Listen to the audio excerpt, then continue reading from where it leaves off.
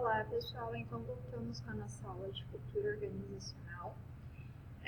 E no vídeo anterior nós falávamos um pouquinho sobre o motivo pelo qual as empresas buscam investir na qualidade de vida do funcionário.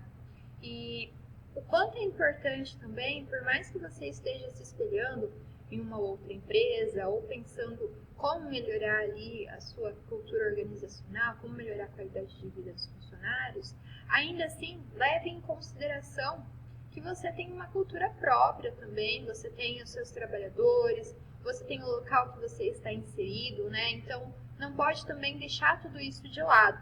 Por exemplo, lá nos Estados Unidos, eles não têm a cultura de ter horário para almoço, né? Então, lá o trabalhador, na verdade, ele só tem um lanchinho de 15 minutos e ele come assim enquanto ele está trabalhando, tá? No entanto, se a gente for querer, por exemplo, eu vou querer me espelhar na Google, né? Quero me espelhar na Google.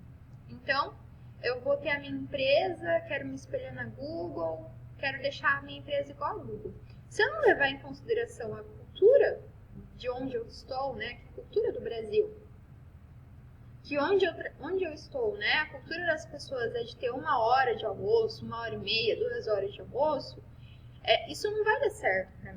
Porque aqui a cultura é que as pessoas param para almoçar. Elas não vão fazer um lanche de 15 minutos. Aqui não existe essa cultura, né? Então, é uma implementação que provavelmente não daria certo aqui no Brasil. Porque aqui se tem a cultura, né, de querer comer, parar para comer e tudo mais, e descansar depois do almoço. Então, quando eu falo, né, de me espelhar talvez em uma outra empresa, de trazer outros valores para minha empresa, eu também tenho que levar em consideração o que já pré-existe, tá, na minha empresa, tá bom? Então, vamos lá, dando continuidade aqui ao nosso conteúdo. A palavra cultura não surgiu originalmente na teoria administrativa. Pelo contrário, é um termo muito mais antigo. Na sociedade romana, a expressão latina colere referia-se a cultivo de produtos relacionados com a terra, a educação, o desenvolvimento da infância e o cuidado com os deuses. Perdão. Esse significado foi se modificando ao longo dos anos, mas algumas ideias permanecem até hoje. A ideia de cultura nacional se tornou uma preocupação europeia, inicialmente com os movimentos de unificação das cidades-estado em estados absolutistas para legitimá-los. Então vamos lá. Aqui, né, tem alguns termos que a apostila ela traz para ser mais específico.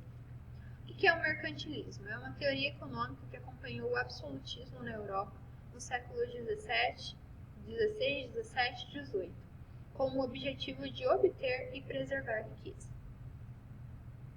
Imperialista, partido do imperialismo, política de expansão e domínio territorial, cultura e econômica de uma nação sobre a outra. Então, dando continuidade ao texto, posteriormente, no contexto do mercantilismo, a expansão imperialista, o conceito de cultura foi empregado no sentido do entendimento de costumes, línguas, crenças e mitos de povos diferentes para o estabelecimento de relações comerciais e de dominação. Nesse período, especialmente no final do século XIX, os estudos sobre cultura se depararam com a noção de diversidade. Edward B. Taylor, antropólogo inglês, definiu cultura em 1871 como um complexo total de conhecimentos, crenças, artes, moral, leis, costumes e quaisquer outras aptidões e hábitos adquiridos pelo homem como um membro da sociedade. Beleza? Então, nesse textinho aí, a gente viu um pouquinho sobre de onde se origina o termo cultura, né? E de qual a importância desse termo aí ao longo dos anos. A cultura organizacional, como você já viu, é responsável pela satisfação e motivação do ambiente de trabalho, mas também pelo seu contrário, dependendo da forma como habitualmente se estabelecem as relações de trabalho. O sentimento gerado pela satisfação e motivação no trabalho demonstra a estreita relação entre conceitos de cultura e clima organizacional. Então vamos lá, né? O que é o clima organizacional? Chama-se de clima organizacional a atmosfera do ambiente de trabalho. O clima organizacional relaciona-se com a imagem de que as pessoas têm da organização em que trabalham, a qual pode ser influenciada por fatores externos, mercado, inflação, alta do dólar, e internos, baixa produtividade, pouca participação dos cooperados. O clima organizacional, assim como a noção de clima meteorológico, retrata um estado momentâneo da organização. Tal como a opinião pública, o clima pode alterar-se ante uma notícia, um evento ou um boato. A reavaliação dos processos organizacionais sempre exige mudanças que podem vir de fora, cenário externo, ou de algumas partes da organização, cenário interno, para que essas mudanças possam ser aplicadas e adaptadas de forma eficiente. As estruturas organizacionais utilizam a cultura e o clima como agentes facilitadores de implementação das mudanças necessárias à sua sobrevivência, requerendo motivação, compromisso e participação de equipes.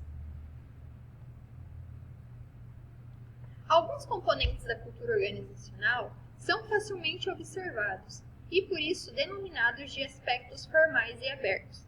Outros, devido à sua difícil apreensão, são chamados de informais e ocultos. Essa ideia de associação à expressão popular que se refere à ponta do iceberg quer dizer, embora pareça somente uma ponta de um iceberg, aqui está acima do mar, ele também é composto de uma parte oculta, a base. O que não vemos não significa que não existe. Beleza, pessoal? Então nós ficamos com essa terceira parte do conteúdo aqui e nós voltamos com mais conteúdo no quarto vídeo, né? Tchau, tchau e até mais.